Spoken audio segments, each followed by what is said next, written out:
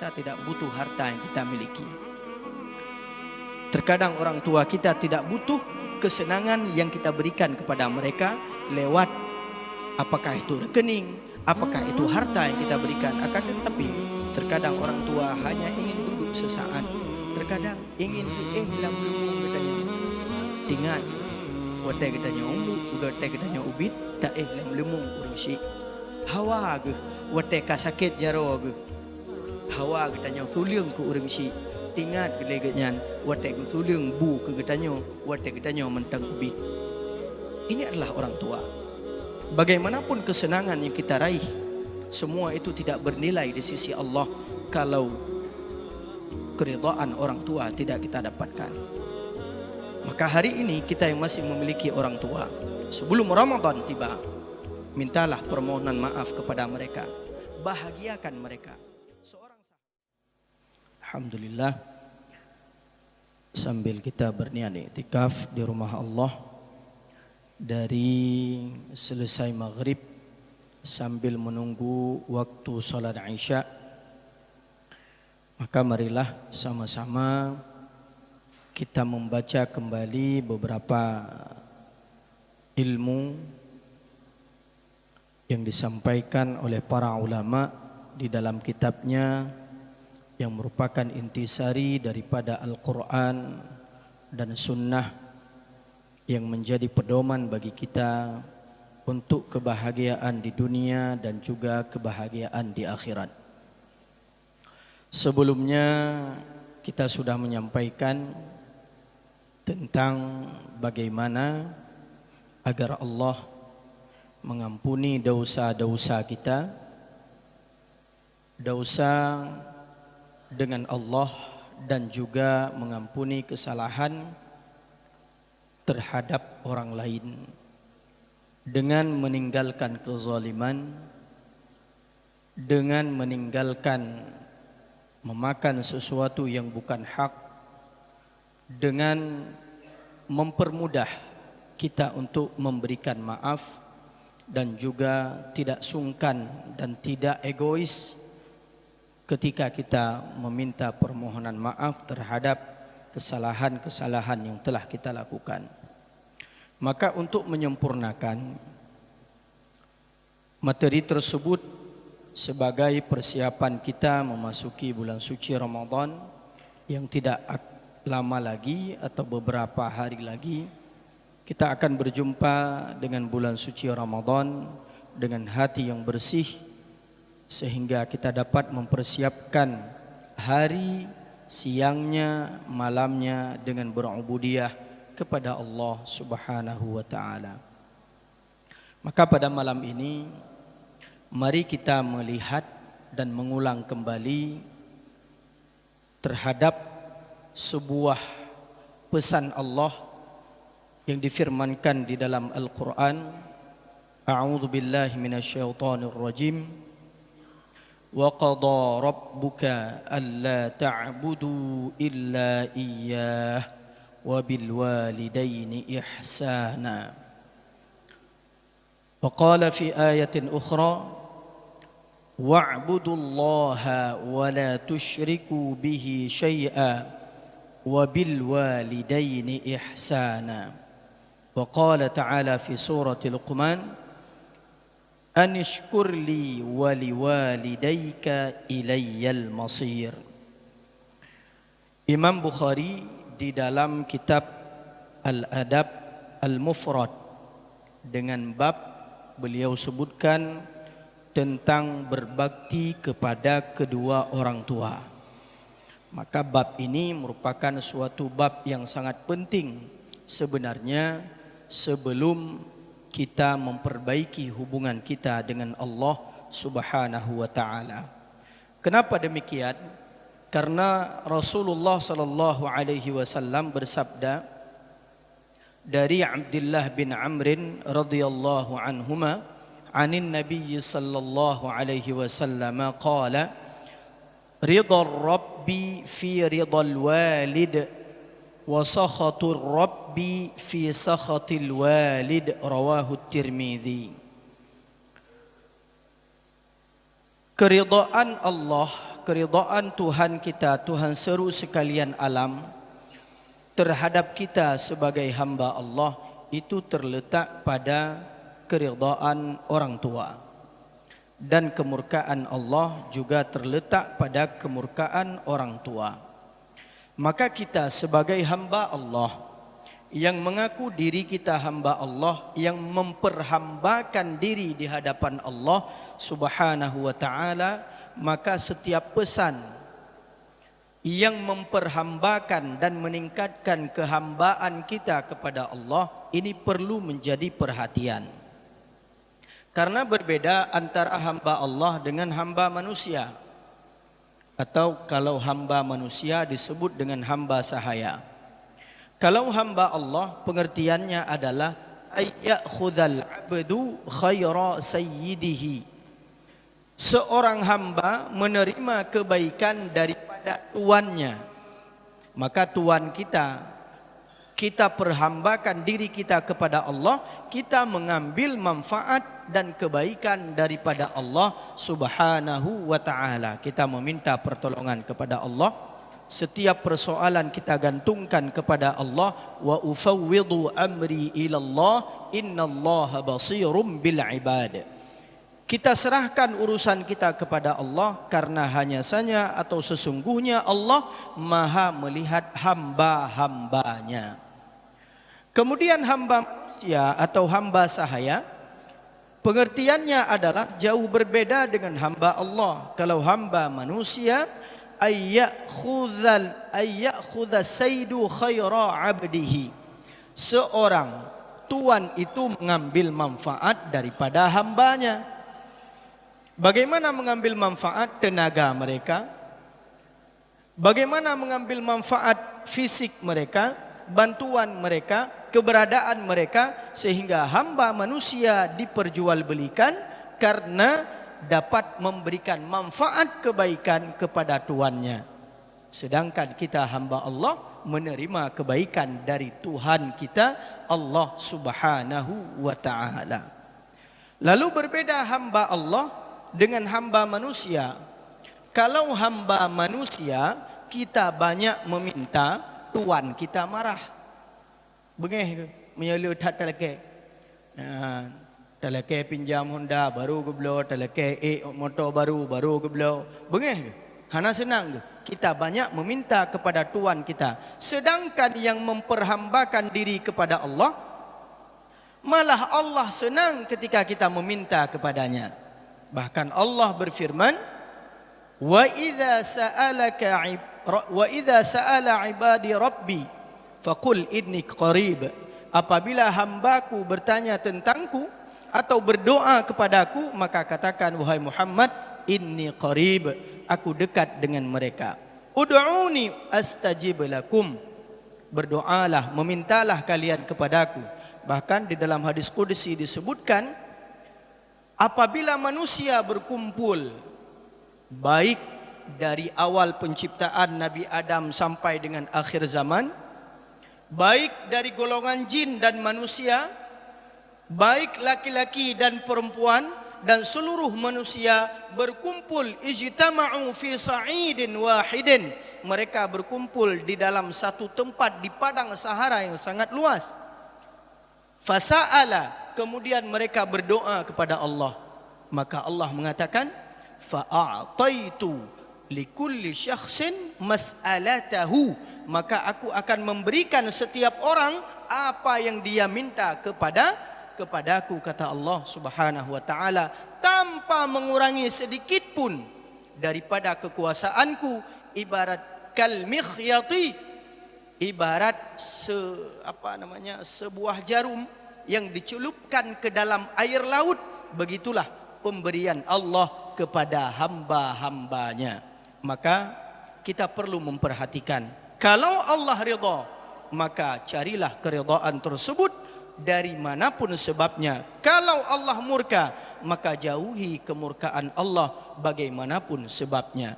Maka Rasulullah mengatakan, ridallah fi ridal walid. Keridhaan Allah itu ada pada keridhaan orang tua. maka perbaiki hubungan kita dengan orang tua seketika ketika mereka masih hidup. Ketika mereka masih hidup, Allah berpesan kepada kita agar kita berbakti kepada mereka, taat kepada mereka. Namun, apabila, coba lihat bagaimana Al-Quran menyampaikan, wa in jahadaka ala an tusyrika bi syai'a fala tuti'huma wa sahibhuma fid dunya ma'rufa. Apabila kalian diperintahkan untuk syirik, menyekutukanku, kata Allah, jangan taat, jangan ikuti. Akan tetapi pesan ini sangat penting. Ayat selanjutnya, lanjutan ayat ini, wasahibhuma, pergaulilah mereka berdua, fit dunia, di dunia ini, ma'rufa, secara baik. Maka sahabat Rasulullah sallallahu alaihi wasallam, ada yang pertama namanya Mus'ab bin Umair, yang kedua Sa'ad bin Abi Waqqas, yang ketiga Abu Hurairah. Ketiga-tiga mereka ini memiliki satu persoalan sebagaimana firman Allah. Orang tua mereka tidak senang karena mereka masuk ke dalam agama Islam. Yang pertama Mus'ab bin Umair. Mus'ab bin Umair adalah seorang sahabat yang kaya raya. Orangnya ganteng luar biasa. Bahkan tidak pernah, Rasulullah menyebutkan, tidak pernah aku melihat manusia yang sangat rapi, yang sangat sangat trendy, ya.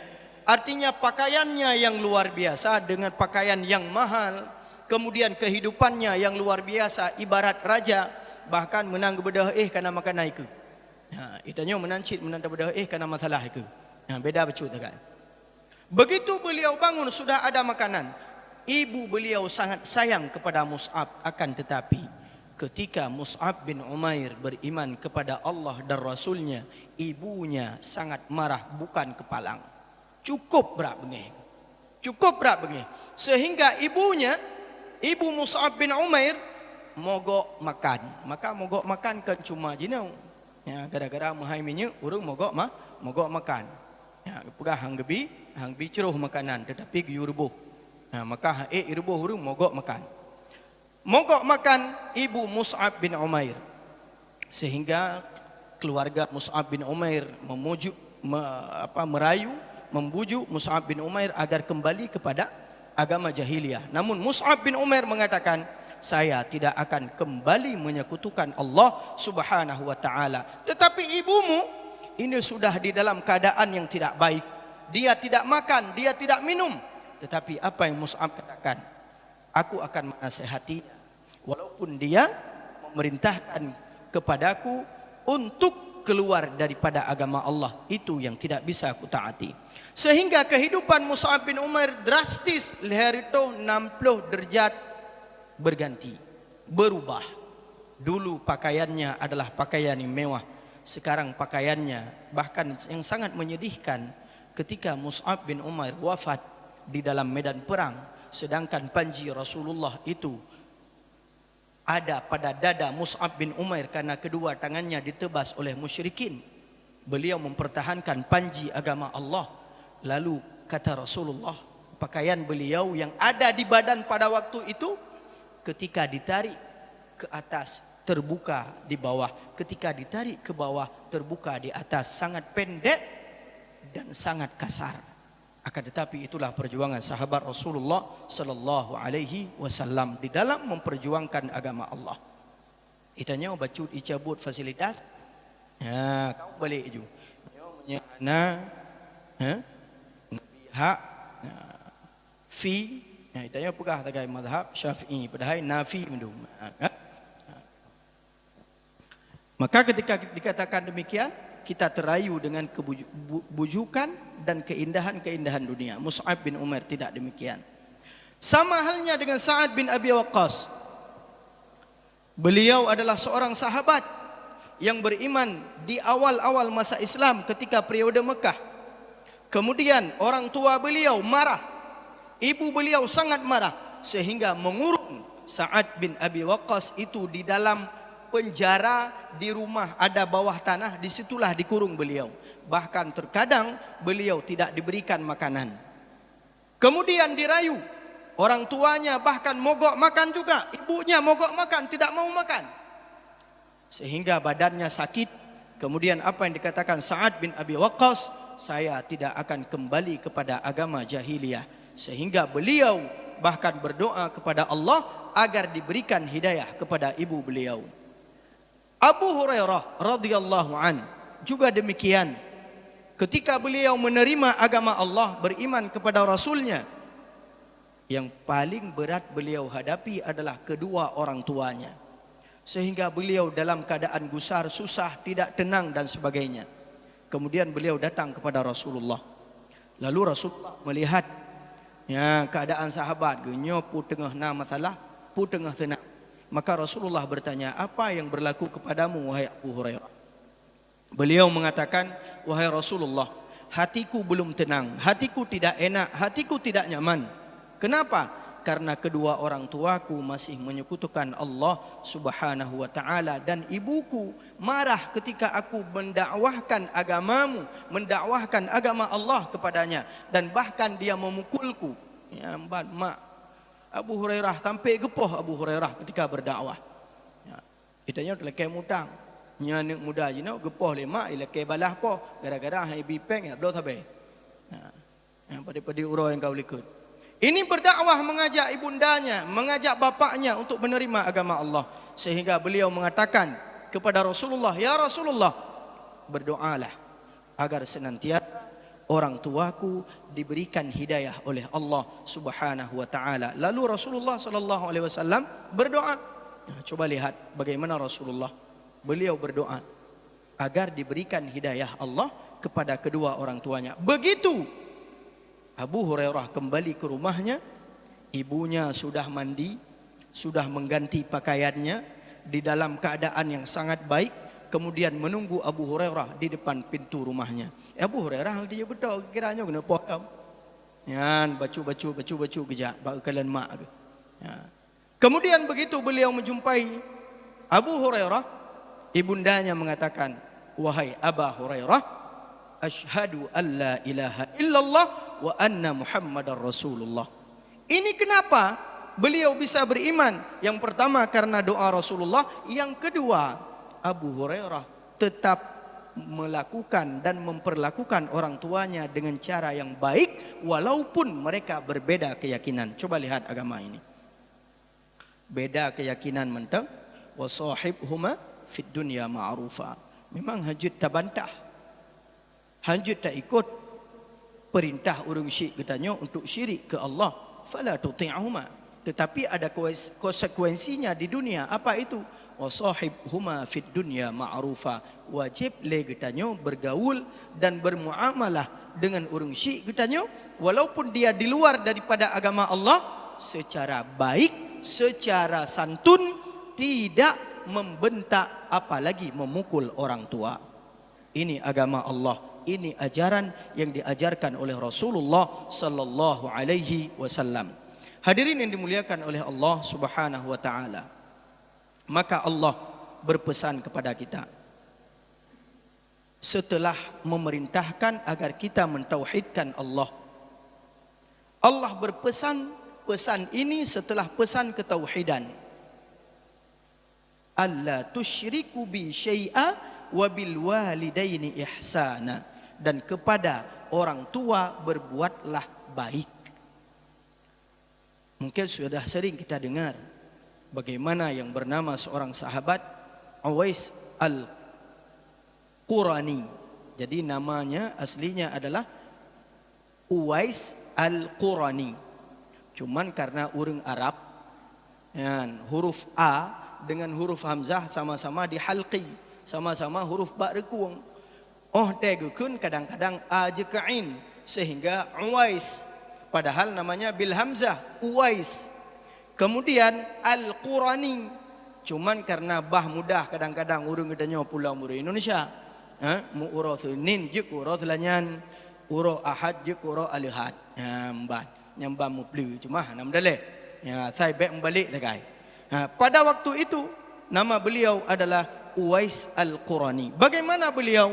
Adalah seorang yang hidup pada masa Rasulullah, tetapi beliau menjadi seorang tabi'in. Menjadi seorang tabi'in. Sehingga bagaimana sebabnya beliau tidak berjumpa dengan Rasulullah? Rasulullah berada di Madinah, beliau berada di Yaman. Ketika beliau ingin berjumpa dengan Rasulullah, beliau terhalang oleh seorang ibunya di dalam keadaan yang sakit. Coba bayangkan, hatinya sangat rindu kepada Nabi, tetapi keimanannya mempertahankan posisinya bersama orang tua agar dia berbakti kepada ibunya. Sehingga ketika beliau ingin berjumpa dengan Rasulullah, selalu ibunya di dalam keadaan sakit dan beliau tidak mampu untuk memberangkatkan ibunya karena beliau orang yang sangat miskin, tidak punya kendaraan. Lalu malaikat mengetahui kondisi Uwais Al-Qarni, sehingga malaikat mewahyukan kepada Rasulullah sallallahu alaihi wasallam. Rasulullah sallallahu alaihi wasallam menjumpai Sayyidina Umar. Lalu beliau mengatakan, "Ya Umar, apabila engkau hidup sepeninggalanku," kata Rasulullah sallallahu alaihi wasallam, "maka faltamis Uwais, maka perhatikan dan jagalah seseorang yang bernama Uwais dan mintalah doa kepadanya. Jangan berpisah engkau dengannya kecuali engkau sudah meminta doa kepadanya." Coba bayangkan, mulia, senior dan kuat perjuangan seorang sahabat Umar bin Khattab. Akan tetapi Rasulullah memerintahkan siapa yang berdoa dan siapa yang meminta didoakan. Umar diperintahkan meminta doa kepada Uwais. Maka Sayyidina Umar setiap datang rombongan haji dari Yaman, ya, beliau selalu mencari-cari yang mana ini Uwais, yang mana Uwais. Sehingga diberikan ciri-ciri oleh Rasulullah dan beliau bertanya-tanya di dalam beberapa kelompok dan bertemulah dan hana thaduri Uwais, hana thaduri. Kemudian beliau bertanya setiap orang sehingga truk ba Uwais itu sendiri. "Benarkah engkau Uwais Al-Qurani?" Beliau mengatakan, "Benar." "Dari mana engkau mengenalku?" "Aku mengenalmu dari pesan Rasulullah sallallahu alaihi wasallam." "Ma mana'aka an taltaqi bi Rasulillah sallallahu alaihi wasallam?" Apa yang membuatmu terhalang sehingga engkau tidak berjumpa Rasulullah sallallahu alaihi wasallam? Apa yang beliau katakan? "Mana'atni marada ummi." Terhalang oleh ibuku yang di dalam keadaan sakit. Lalu kata Sayyidina Umar, pesan Rasulullah, engkau tidak boleh berpisah denganku kecuali engkau sudah mendoakanku. Maka berdoa, nemu doa kelun, ud'uli, doakan aku. Lalu berdoalah Uwais Al-Qurani. Setelah berdoa, kemudian Uwais Al-Qarni langsung bersembunyi. Nah ini coba lihat. Beliau tidak ingin dikenal oleh orang lain sehingga orang lain akan menghilangkan ketawaduannya. Beliau bersembunyi di kalangan orang-orang yang sedang melakukan ibadah haji. Dan nama beliau sudah mulai dikenal sehingga beliau bersembunyi kembali pergi ke Baghdad. Coba lihat. Hana geduk di Madinah tetapi geplung ke Baghdad supaya orang tidak mengenal beliau. Kemudian setelah di Baghdad beliau pun dikenal. Kemudian beliau lari ke Mesir. Nah di Mesir disitulah beliau akhiri dan berakhir hidup beliau hingga wafat dan dimakamkan beliau di daerah selatan daripada kota Kairo. Hadirin yang dimuliakan oleh Allah Subhanahu wa taala, ternyata pengabdian seorang anak kepada orang tua di dalam keadaan sakit, di dalam keadaan hidup, ini memberikan sebuah karamah. Ya, karamah Uwais Al-Qarni diterima doa dan bahkan Rasulullah yang menjaminnya. Orang kita tengok saya dengar karamat ulama kakon. Yang nak kuramat cik bagaian, punya ulama nak keramat. Coba lihat bagaimana karamahnya. Dan bahkan Al-Quran menyebutkan bagaimana karamahnya Sayyidatuna Maryam.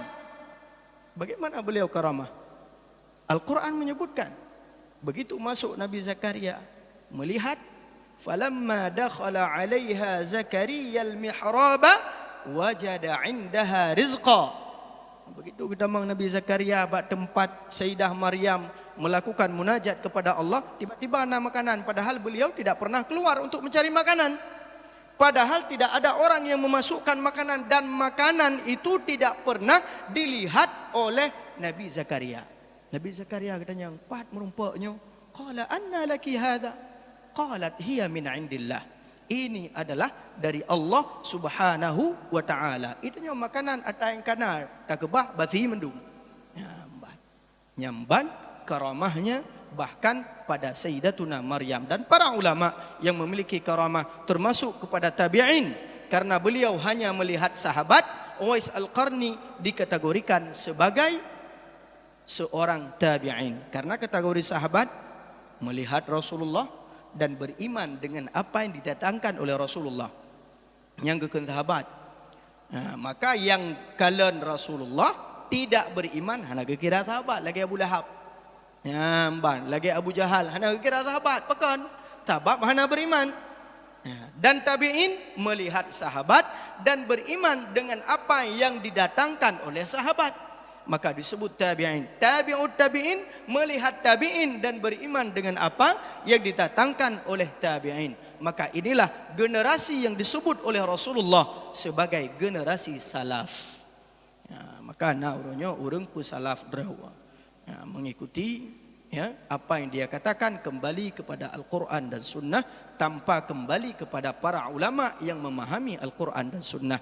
Itu bukan salaf tetapi silaf. Taib, hadirin yang dimuliakan oleh Allah Subhanahu wa taala. Maka hari ini bagaimana kita berbakti kepada orang tua kita? Cara yang pertama, ketika mereka masih hidup, kunjungi mereka. Itanyo na persoalan. Persoalan kita hari ini, seorang anak menanka meninggai urang si, anak yang di Amerika, pegahnya bek tak semiyup ile mak, bek tak semiyup ile bapak. Anak yang di Jakarta, bek tak semiyup ile tak pupreh, anak epat tegah pesawat. Walaupun akhirton mahai tiket kai belau tiket. Subhanallah. Padahal ada satu perkara yang disuruh untuk menyegerakannya. Apa itu? Menguburkan jenazah. Nyoba prehwa ni, pakan payah hiwa dia ni, karena hantam diwa wate masa urang si udip. Sehingga payah diwa wate masa urang si ka getinggai dunia. Perle kalian bak terakhir sebab jarang di kalian. Maka hadirin yang dimuliakan oleh Allah, kita yang masih memiliki orang tua, terkadang orang tua kita tidak butuh harta yang kita miliki. Terkadang orang tua kita tidak butuh kesenangan yang kita berikan kepada mereka lewat apakah itu rekening, apakah itu harta yang kita berikan. Akan tetapi terkadang orang tua hanya ingin duduk sesaat. Terkadang ingin lam lumung katanya. Tingat wate katanya wate katanya ubit tak lam lumung urang si. Hawa ke wate ka sakit jaro ke. Hawa katanya suliung ke urang si. Tingat gelegatnya wate ku suliung bu ke katanya wate katanya mentang ubit. Ini adalah orang tua. Bagaimanapun kesenangan yang kita raih, semua itu tidak bernilai di sisi Allah kalau keridhaan orang tua tidak kita dapatkan. Maka hari ini kita yang masih memiliki orang tua, sebelum Ramadan tiba, mintalah permohonan maaf kepada mereka, bahagiakan mereka. Seorang sahabat datang kepada Rasulullah dalam keadaan dia masih muda. Dia mengatakan, "Ya Rasulullah, bawalah aku ke dalam jihad fi sabilillah." Rasulullah mengatakan, "Apakah engkau masih memiliki orang tua?" Dia menjawab, "Masih, wahai Rasulullah, ibuku masih hidup." Apa kata Rasulullah? "Jihadmu pada ibumu, syurgamu terletak di bawah telapak kakinya." Itulah jihad. Hari ini kita tengok kadang-kadang apa yang kita kerjakan untuk mencari kesenangan dunia, akan tetapi kita lupa ternyata syurga kita ada pada orang tua kita. Apalagi di dalam keadaan sakit. Di dalam keadaan sakit menyana karya-raya, maka mereka saling mengatakan, "Nyo kedron, nyo kelun, nyo ke dro, nyo ke adik, nyo ke abang, nyo ke kakak dan sebagainya. Artinya saling melempar. Di Jepang ada sebuah budaya itu membuang orang tua yang sudah tua. Coba bayangkan, orang tua yang sudah mencapai usia 75 tahun ke atas, yang sudah sakit-sakitan, itu ada budaya membuang orang tua. Tetapi Islam tidak mengatakan demikian. Bahkan orang Islam sendiri pernah suatu kejadian di Sudan, 2 orang adik abang ini masuk pengadilan gara-gara orang tua. Idamang pengadilan saling menghakimi gara-gara masalah urang syik. Kan ditolak urang syik, akan tetapi mereka menuntut orang tua, ibu harus bersama saya. Kata adik, ibu harus sama saya, tidak boleh sama abang. Mereka bertikai karena ingin hidup bersama dengan orang tuanya. Hadirin yang dimuliakan oleh Allah, ketika orang tua kita hidup, maka berbaktilah, berikanlah kesenangan kepada mereka, mintalah permohonan maaf kepada mereka. Namun yang kedua, apabila orang tua kita sudah kembali kepada Allah Subhanahu wa taala, maka ini pesan Rasulullah sallallahu alaihi wasallam. Idza mata ibnu Adam inqata'a 'amaluhu illa min thalath. Apabila anak Adam itu kembali kepada Allah, meninggal, maka putus segala amalannya kecuali 3 perkara. Yang pertama, shadaqatun jariyah, aw ilmin yuntafa'u bih, aw waladin salihin yad'u lah. Rawahu Muslim. Dari Abu Hurairah, Rasulullah sallallahu alaihi wasallam bersabda, ketika seseorang anak Adam atau manusia itu mati, putuslah seluruh amalannya kecuali 3 perkara. Yang pertama, shadaqatun jariyah, na sempat legi tanyo tam sedekah, saboh sak semen, tam sedekah, saboh satu tiang masjid, sikrek marmar masjid untuk orang sujud di atas lantai, di atas marmar yang kita sumbangkan, atau kita membangun tempat pendidikan, itu semua menjadi bekal daripada amal jariyah, shadaqatun jariyah. Kemudian yang kedua, aw ilmun yuntafa'u bi, na ilmu tak sampaikan, na kitab, takarang kitab katanya dikaji oleh orang lain, sebagaimana para ulama. Imam As-Suyuti dikenal dengan pengarang yang sangat produktif. Karangan beliau lebih daripada 500 karangan. Bagaimana ilmu beliau yang bermanfaat kepada kita. Bagaimana dengan Imam Muslim, Imam Bukhari, Imam Ahmad bin Hanbal, Imam Syafi'i, Imam Malik dan Imam Abu Hanifah serta murid-muridnya yang memberikan ilmu yang bermanfaat sampai kepada kita hari ini. Awwaladin salihin yad'ulah, kahana ilmi, kahana harta, maka tadidiklah legetanyo anak yang soleh yang mendoakan orang tuanya. Maka apabila kita ingin anak kita soleh, berbaktilah kepada orang tua. Karena kebaktian kita kepada orang tua, anak kita akan berbakti kepada kita. Durhaka getanyo ku urung syik, ingat Allah akan membalas di dunia kemurkaan Allah ada pada kemurkaan orang tua. Hana pun ya didik anak, tetap dia akan membangkang dan durhaka terhadap kita. Ini adalah sunnatullah subhanahu wa ta'ala. Maka bagaimana ketika orang tua kita meninggal? Hana sempat bersedekah le urang syik getanyo. Maka getanyo anak tam sedekah ke urang syik. Apakah ada hadis? Apakah sedekah tersebut sampai? InsyaAllah sampai. Banyak hadis yang disebutkan oleh para ulama, ya, yang menyebutkan tentang bagaimana sampainya pahala sedekah kepada orang tua kita yang sudah meninggal. Ada seorang sahabat, Sa'ad, ya, ketika orang tuanya meninggal, beliau spontan mengatakan ada sebuah sumur, lalu sumur itu beliau sedekahkan atas nama ibunda beliau. Dan ini tidak dibantah oleh para sahabat, dan ini menjadi dalil bahwasanya pahala itu mengalir kepada orang yang kita sedekahkan, orang yang kita niatkan.